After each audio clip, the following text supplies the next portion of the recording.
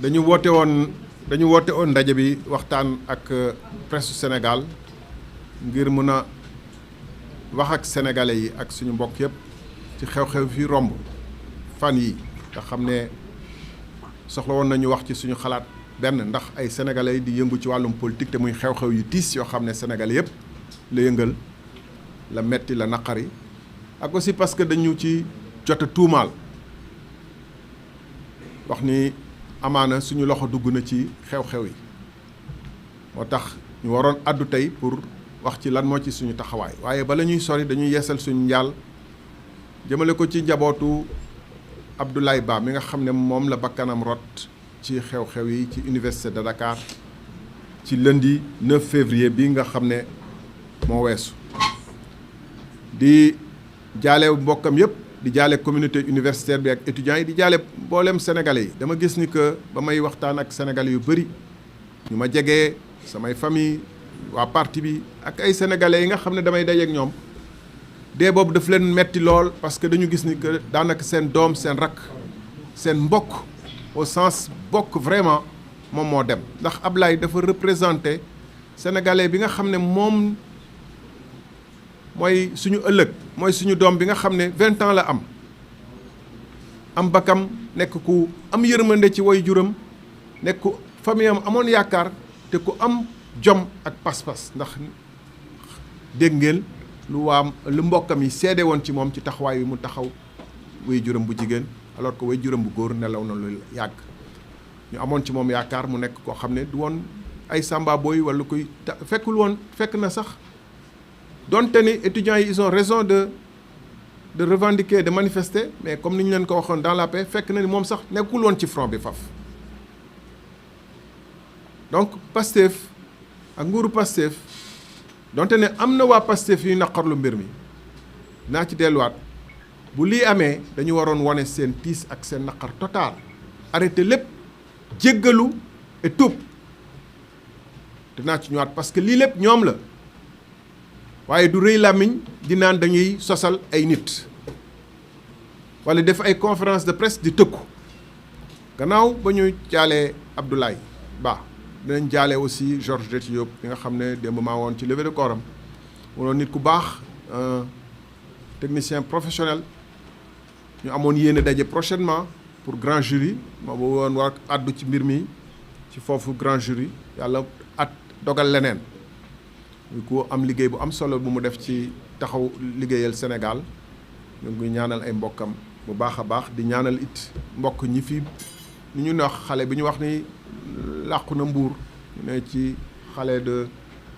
ci événement yi moom it la ñàkkee bakkanam ak ñi nga xam ne comme Cheikh Ndoye mi nga xam ne étudiant la woon nekkoon ci biir néegam image yi ñu wane ñoom ñu ngi doon teg ay armoire ak ay kii ci seen buntu néeg pour que bu police bu mu fa dugg xam nga ñooñu nekk ñu di sànni xeer ñu ngi muslu ci police waaw ci li ñu wax loolu procureur war na ci enquête ci li ñu wax moom dañ ko tiré à balle à blanc à bout portant loolu moom moo tuur bët bi gis nañu image yëpp gis nañu image yu choquante yoo xam ne mënuñu woon xalaat ni dina am Sénégal 21e siècle gannaaw bu Pastef ñëw au pouvoir ak lu ñu wax ci ñoom répression policière répression aveugle lépp ñoom amul lu ñu fi waxul police ak lu ñu fi waxul ni waruñu traité doomu Sénégal noonu gis nañ fi ñuy cëppeelu 4e étage te ñoom du ñu wax ni li xew lundi bi daf leen bett lundi 9 février lu xew waru leen bettu leen parce que ñun ñii bettuñu te ñoom ñoo ñu ëpp renseignement te ñun yorewuñ nguur gi yorewuñ renseignement yi yorewuñu bulletin police yi wax chaque jour activités yi naka la demee ñaata ñoo blessé ci yan circonstances bettu leen donc ab tayeef la donc boo tayee mbir nag def ko doo tourner di ko wutal ay responsable dinañ ci dellu si tout à l'heure tu lu tax ñu ne teef la ak naka la demee benn teef la ñaar ba mu amee dafa wone Pastef ak nguur gi ñàkk a wekk ak ñàkk yërmande bu ñu wone ci sénégalais yi parce que le lendemain dañu def conférence de presse jàllale rapidement ay jaale waaye taxaw surtout ni taxaw temm ni dañuy réforme bi nga xam ne moom la ñu sumb dañ koy def ça passe ou ça casse loolu la ministre de l'enseignement supérieur wax ça passe ou ça casse, la réforme se fera. Après que bu ñu dëbbee doomu jàmbur Abdoulaye Ba yàq ko yaxeet xaw ma police moo ko def xaw ma yeneen circonstance la nee nañu ñoom dinañu enquête ñu ngi leen di déglu waaye la ma jàpp man ci sama biir xol xam naa ko en attendant ñu def enquête ña cëppeelu woon gis nañ leen ndax dafa cëppeelu maa ngi xool mais koo xam ne sa cër yëpp a mokk ba ci sa rat xaw ma rat nu ñu koy waxee ci olof pulaar moom fulkuru lay wax xaw ba sa noyyukaay yi xëtër yi ba sa kot yi lépp mokk ñu naan sa bopp ci ginnaaw maanaam yëpp daj mokk nga taxaw yow ministre de l'intérieur naan le ministre de l'enseignement supérieur naa la réforme là ça passe ou ça casse kàddu yooyu rek dalay won ban violence ak ban ñàkk xam ministre de l'intérieur bu ministre de l'enseignement supérieur dans des conditions où étudiants yi newuñu fa woon ñu ne dañuy dakkal amicales yi mais boo dakkalee amicales yi lan moo fi des jàmmaarloo parce que amicales yi ñoom ñooy les seuls ñi nga xam ne mun nga négocier ak ñoom ak discuter ak ñoom boo nee ñi ñu war a discuter da nga leen délégitimité yan pexe la ñuy def pour yan critères la ñuy teg yu bees pour choisir ay yan pexe la ñuy def pour yan critères la ñuy teg yu bees pour choisir ay yeneen amicales mooy ñii moom bokkatuñu mais en pleine crise les seuls interlocuteurs yu nga am nga ne la ma leen di liquider donc lii moo indi en résumé lii mooy en résumé situation crise bi ma jëm ko nag faram-fàccee ci pàcc yi ma xaw a jaar nii rapidement crise bi jàpp naa ni lu mu ñu mënoon éviter la maanaam boomu Abdoulaye Ba bi lu ñu mënoon éviter la te Ousmane Sonko am na ci responsabilité morale ki rey xamuñu ko waaye ki responsabilité moralu deewaa ji Ousmane Sonko bokk na ci parce que le 21 février 2025 la toog assemblée nationale ne leen mënuñu maa ngi woon assemblée jour boobu mu ne mënuñu fay étudiants yi yoreel étudiants yi continuer di yore étudiants yi ni ñu leen yoree ba fii jaaduwut parce que Côte d'Ivoire moo ñu ëpp perte moyen te Côte d'Ivoire du def ci ay étudiants lu toll lu ñuy def mu ñëwaat yeesal wax jooju ci jour bi nga xam ne nee nañu ñoom seen ñu boomoon ci événement wu 2021 2023 ñu leen di sargal jël xaalis di expliquer xaalis bi ñaata lañ leen jox xaalisu Sénégal jour boobu mu yeesalaat ni pendant que muy jox ñooñu suñu alal mu ne non étudiants yi mérité wuñu alalu Sénégal mu ne moom foofu la def ak ñoom appel à gatsa ne moom ñi fi jaaroon lu ñu doon nangu moom du ko nangu mooy wax na étudiants yi amu leen droit bourse du ñu leen jox bourse te faale wuñ leen te lu mu leen jaral mu jaral ma ko man donc les conditions étaient psychologiquement réunies d'autant plus que étudiants yi dañu jàpp ni que dañ leen wor Pastef daf leen wor parce que loolu bokkul woon ci projet bi moo doon dañuy yokk bourse yi peut-être projet yi moo doon étudiants yi day gën a nekk à l'aise bu ñu ñëwee projet bi moo doon gars yi zircon bi pétrole bi gaz bi bu ñu nangoo xaalis bi bu ñu wàññee suñu train de vie bu ñu wàññee fonds politique yu xaraam yi bu ñu kiiwee yëpp yéen seen dund dina gën a ñoŋ loolu la moo doon projet bi loolu la étudiants yi gëmoon mu jaral leen ñu xeexal waa Pastef nga ñëw nee leen non dama leen doon nax dama leen di wor te mun leen ci dara loolu moo yokk crispation ak cristallisation position bi ak violence position yi li ci teg mooy bu ngeen bàyyee force de défense et de sécurité pendant des jours et des jours à l'université le 9 décembre man dama fa romb ay jours avant di dem assemblée di ñëwaat di xool gis violence affrontement yi dañu recevoir étudiants yi le 8 le 9 ñu bind tweet nii bu lii dàkkul lu ne mun na fi xew 9 décembre ay opposants sama tweet mun ngeen ko dem seeti nii j'ai reçu les étudiants je leur ai demandé de recourir à des formes moins violentes de lutte nañu bu ñu nangu jàmmaarloog gars yi frontalement parce que ñoom ñoo ci nar a ñàkk mais tamit force de défense et de sécurité yi nañ def attention na ñuy intervenir et que bu lii dàkkul dina am problème le 10 ministre de l'intérieur ñu assemblée nationale pour ñu voter budget bi ma ne ko gars yaa ngi tiré à balle blanc mun ngeen dem seeti image yi gars yaa ngi tiré à balle blanc ci étudiants yi mu weddi ne ñoom zéro bavure waaw kooku bu bavure amee ba am ku ci dee am ñuy cëppeelu am seen ñoo xam ne seen bët dafa tuuru warul démissionner lan lay taxaw di lay ba di wut ay nii ay Madeleine ñoo nekk ci ginnaaw ak ñoom Thierno Sall ak ñoom Bougane ak ñoom Barthélemy ñoom ñoo nekk ci ginnaaw bëgg a jël affaire bi këpp ko feneen Sénégalais yëpp xam ne lii ay sosi kese la pour la première fois je vais utiliser le mot publiquement parce que daaw ma ko utiliser mais nag ku bu xamul buur saay na ñu leen buur dee na que ay feni kese la ñu bëgg ko teg ci ay nit parce que simplement loolu moo leen arrangé par lâcheté parce que mënu leen assumer seen responsabilité ci li ngeen déclenché ñaata yoon lañu dégg Ousmane Sonko comme le 9 comme je dis le 7 février à Guinguinéo dégg nañ ko le 7 décembre 2025 ci journée martyrs yi ñaata yoon la wax ni que man je suis prêt à faire face boo ko waxee ay nit ñoom it ñu prêt à faire face bu amee problème pourquoi ngay dem di seeti ay troisième larron le premier larron mooy yow ou bien loolu moom faut qu'ils assument leurs responsabilités mais le pauvre Ousmane Sonko et le pauvre président Diomaye ils sont dans une situation boo xam ne 2 ans après l'alternance gis nañu que le pays dans une impasse totale par leur faute exclusivement tey jii nii Sénégal musul toll ci ay diggante yu mel nii bu ngeen xoolee ñu ngi wax waxu homosexuels yi bu ngeen xoolee ñu ngi wax affaire Azer bi bu ngeen xoolee béykat yaa ngi ci ay seen gerte demul fenn pratiquement béykat yaa ngi tëj seen gerte ci ay seen i néeg toog di xaar yàlla situation économique monde paysan bi musul mel ni graaw ñu jël piller suñuy données informatiques attaqué direction générale des impôts attaqué DAF mel ni Sénégal c'est une souris boo xam ne ku ñëw rek def lu la neex dem ils sont dans une situation apocalyptique donc il faut chercher des boucs émissaires pour ñu war a wut ay bouc émissaire bu ñu këpp mbir mi ne ñii ñoo waral situation bi ba moo tax ñu génn taxaw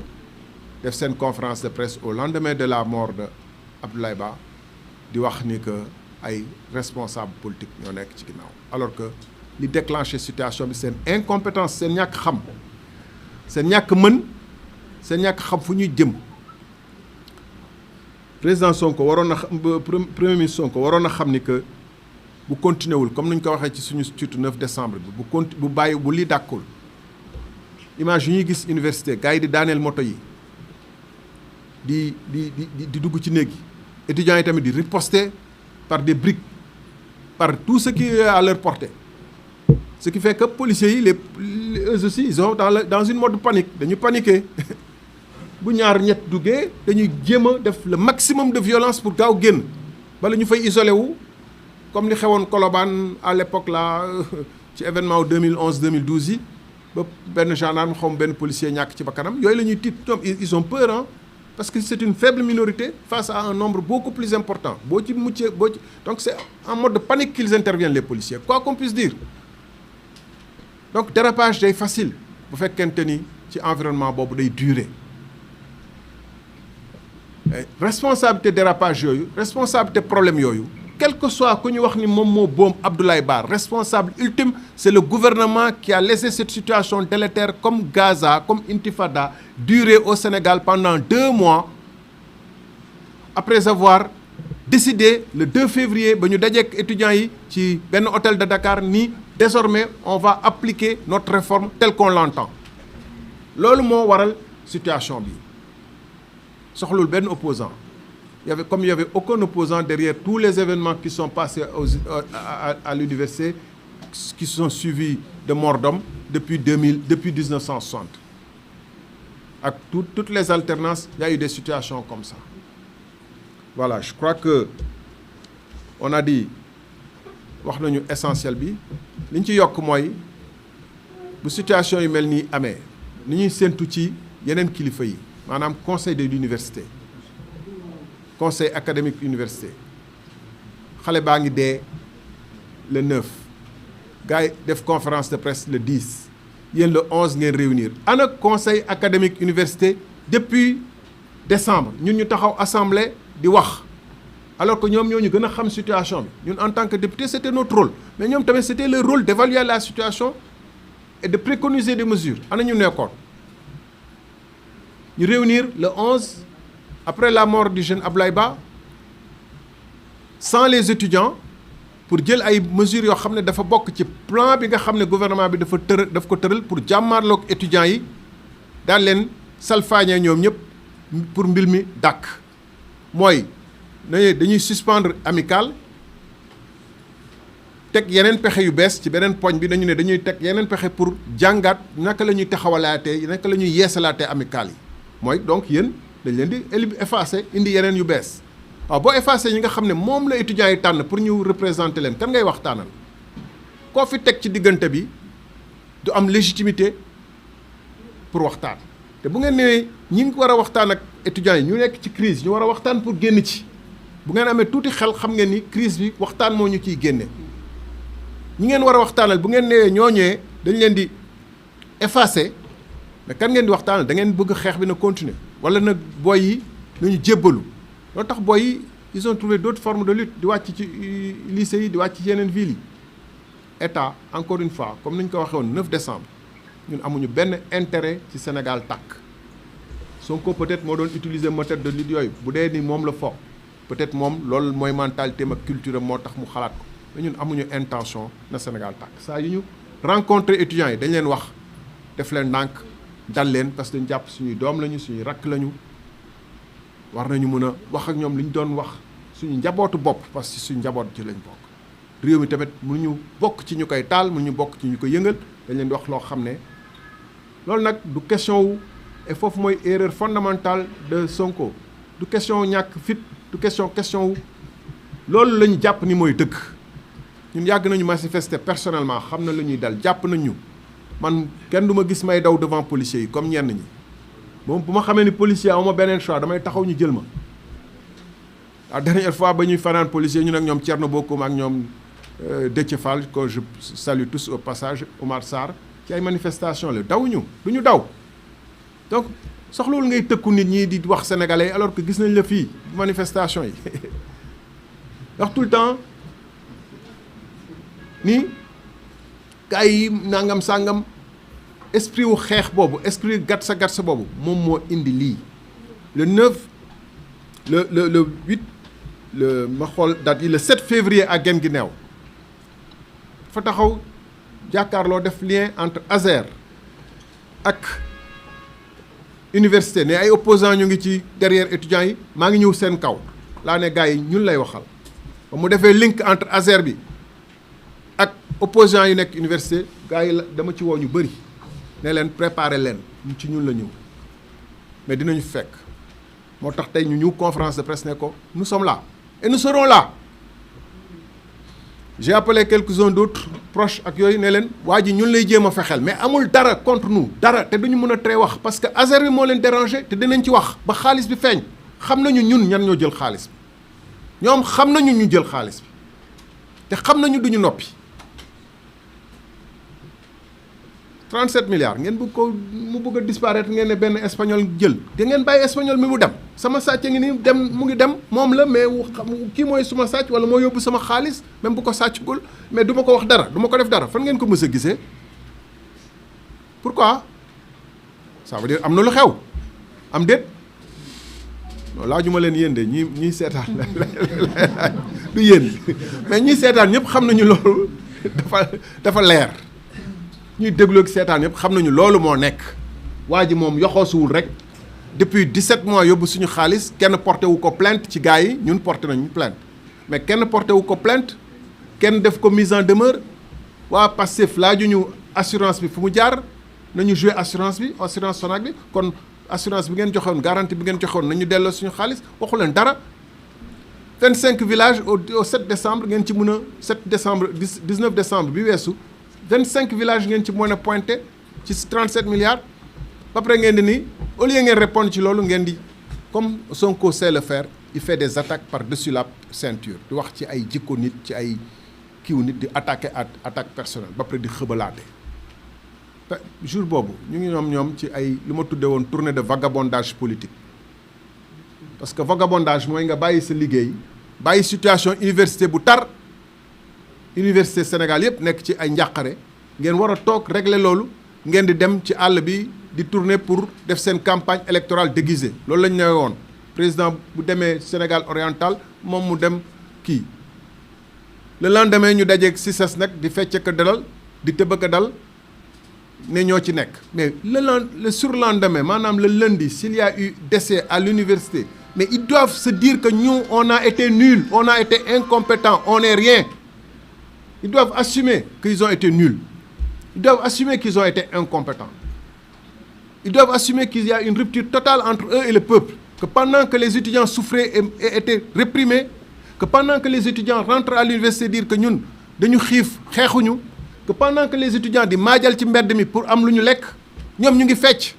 te ñoom ñoo ne woon étudiants yooyu ñun yéen ñooy yéenay ñun ba tax na bañ koy jàpp étudiants yi ñoo doon njëkk a génn nekk barrière ils doivent dire qu'ils sont nuls loolu mooy réalité bi Sonko et son gouvernement ont été totalement nuls sur cette question loolu mooy réalité bi gaa yaa ngi maajal ci mbedd mi di wut lu ñu lekk di togg yéen a ngi CICES di fecc di wax ay waxu wala di gengi neew di wax waxu picc ba pare am mordom ngeen taxaw génn fii di naan am nay opposants yu nekk ci ginnaaw ministre de la justice am ñëw di bégayee di wax lu ko neex mi ministre de l'intérieur bi di wax ni moi je suis un avocat je suis avocat mais il fallait le montrer avant qu'il y ait mordom il fallait le montrer quand on a interpellé à l'Assemblée nationale le 9 décembre en lui disant on est en train de tirer par des balles à blanc sur les qui et que ça peut dégénérer il fallait le montrer. Moi, j'avais dit ce jour-là d'ailleurs, j'avais dit ces jours-là, et je vais terminer par là, peut-être Madeleine, moi. On a dit que le meilleur ennemi du populisme, moi, c'est le pouvoir. Le meilleur ennemi du populisme, c'est l'exercice du pouvoir. On avait dit aussi aux étudiants, vous savez, yéen li ngeen yéene waa Pastef sax ñoom yéene wuñ leen ko. Parce que nous, on ne se cache pas, on a rencontré des étudiants parce qu'on est libre de rencontrer. On les rencontrera demain. Si on peut les aider aussi, on les aidera. Il n'y a aucun souci. Pas pour qu'ils fabriquent des cocktails Molotov, mais étudiants qui ont une blessure par tête. Madeleine dina ci ñëw wala am leneen soxla ñu dimbale ko IREM ngeen seetaan ko di ko bàyyi pourquoi nit ñi duñ ko dimbale ngeen koy nee leen dimbale wuñ ko mais bu ko kenn dimbale donc on avait dit aux étudiants quand ils étaient venus ñu ne leen mais yéen bu waa ji jël jet privé am wala jël fonds politique am mosu leen ko dénoncer parce que en fait da ngeen ko yéene puisque waa ji vous pensez que c'est votre gars donc bu dee yeneen gars yi amoon nañu fonds politique di ci profiter ay jet privé lui aussi il doit profiter sauf que yéene wu leen seen bourse yu faible yi donc vous devez revoir vos rapports avec l'État Pastef et j'en profite pour dire à tous les étudiants du Sénégal vous devez revoir vos rapports avec Pastef ils vous ont montré war nañ leen qui vous êtes. Pour terminer, je lance un message à la communauté, au conseil académique de l'université. Nous dindi seen mesure te ubbi dialogue. Il devrait ñoom dañu waroon bokk ci ñuy ubbi dialogue entre faciliter dialogue entre les étudiants et le gouvernement. Bu situation bi taree li ñuy xaar ci ñuy jàngale université Dakar des chefs d'établissement les professeurs ñoom ñooy ñu jël sol seen dàll jéem a renouer les fils du dialogue. Parler au gouvernement pour que mu reporter réforme am gën a discuter ak étudiants yi moom mu gën a expliquer ses difficultés étudiants yi tamit expliquer leurs difficultés ñu jéem a xool naka la ñuy trouver un consensus. S'il le faut un an et demi parce que des réformes profondes là mënoo ko def contre la communauté en disant que dama leen di imposer coûte que coûte ça passe ou ça casse. Loolu moo doon rôle du conseil académique pas être vraiment l'instrument parce que loolu je parle à des professeurs à des chefs d'établissement mais je leur dis aussi avec tout le respect nécessaire mais avec la vérité vous avez été les instruments du ministère et de ce qui en acceptant de convoquer le conseil pour pouvoir mettre surseoir suspendre les activités des amicales alors que vous auriez dû entreprendre de renouer les dialogues au gouvernement de prendre en charge tous les blessés, que ce soit du côté des forces de défense et de sécurité comme des étudiants. Ñu ci ñàkk seen bët ak yi ci ñàkk yenn cër yi dañ leen war a traiter de manière prendre en charge de manière intégrale. Ça fait partie des conditions pour renouer le dialogue. Étudiants yi je pense que ils ont compris que forme violente de lutte yi du arrangé wu leen parce que ça permet à la machine étatique de se déployer dans toute sa violence. Donc nañu inventer d'autres formes beaucoup moins violentes de lutte, beaucoup moins agressives, tout en sachant que ci réduit boobu ñu nekk noonu si on met deux forces en parallèle fatalement ça va dégénérer. Sénégalais yi ko mën yëpp aussi ñu jàppale étudiants yi parce que soxla ñu ndimbal étudiant bu jógee comme ni ma ko waxee léegi lanjee ni fële ci derrière Banafassi sa bàyyi di béykat te ñooy 80% des étudiants sénégalais actuellement. Lycées yi ñu ngi partout dans des villages dans des endroits reculés dans des communes rurales da ngay gis koo xam ne dafa am bac moo tax mu njëkk a ñëw Dakar xamu fi kenn sa bàyyi di béykat ba nga nekkee lycée jege nga lycée bi parce que mu ngi ci si biir commune rurale yi mais ñëw nga université vous êtes 25 dans une chambre kenn du choisir ministre bi nee na ils sont 25 dans une chambre comme si c'était kenn bëggul nekk 25 dans une chambre c'est pas un choix contrainte la ku am moyen doo bàyyi sa doom mu nekk 25 par chambre donc nañu xool nu ñuy conditions yu étudiants yi di dund xam ne que naam état mënul lépp mais am na un minimum d'un état qui assume nee nañu dañuy assumer ñoo assumer jënd oto yu député yi ñoo assumer fonds politique yi li ñu waxoon ñu dellu si ñoo assumer jet privé yi ñoo assumer agence yi nga xam ne dañ ne woon dañ koy wàññi ñu maintenir ko extra kon nag nañu assumer aussi maintenir bourse étudiants yi dans ces conditions là ou à tout le moins toog ak ñoom waxtaan ba xam fu ñuy d'accord les uns avec les autres ñu ngi leen di gërëm di leen sant bu baax